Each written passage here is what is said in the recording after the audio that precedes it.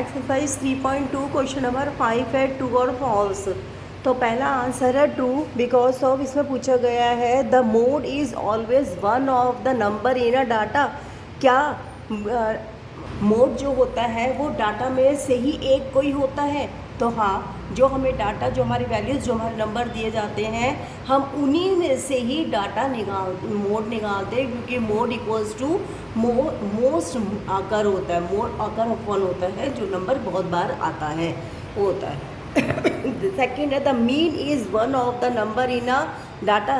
तो नो आएगा, इसका आंसर फॉल्स है, क्योंकि मीन जो होता है वो हमें number of some of the observation और नंबर ऑफ द ऑब्जर्वेशन से निकालना होता है। नेक्स्ट है थर्ड क्वेश्चन है आपका the median is always one of the number. तो जो मीडियन होता है वो आपको डाटा के मिडल नंबर लेना होता है, इसीलिए ये ट्रू है, हमेशा ही वहाँ से डाटा में से ही मीडियन निकाला जाता है।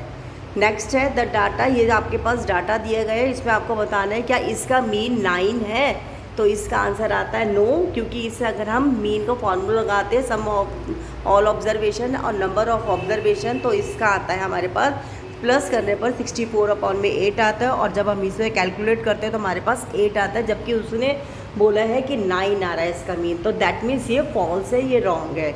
मीन वाला क्वेश्चन भी आप कोई भी एग्जांपल लेके कर सकते हैं। कई बार इसमें आंसर वही आ जाएगा जो डाटा में है, लेकिन बहुत बार ऐसा होता है कि आंसर जो है वो मीन जो होता है वो डाटा से अलग भी आएगा। तो इसीलिए ये पूरा येस में, ट्रू में आंसर नहीं है इसका।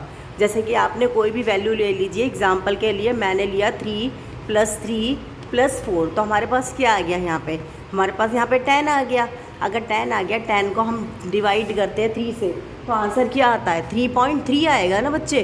तो यानी कि आंसर हमारा जो हमारी वैल्यू डाटा या डाटा दिया था उससे मैच नहीं कर रहा है। तो ये इसलिए मीन जो है वो डाटा में से आ भी सकता है, नहीं भी आ सकता, इसीलिए इसे हमने नो में लिखा है, क्योंकि ज़्यादातर आंसर अलग ही आता है, नो आता है। इट मीन्स मैच नहीं करता है कि वो डाटा में से हो, कभी कभी डेसिमल में भी आता है।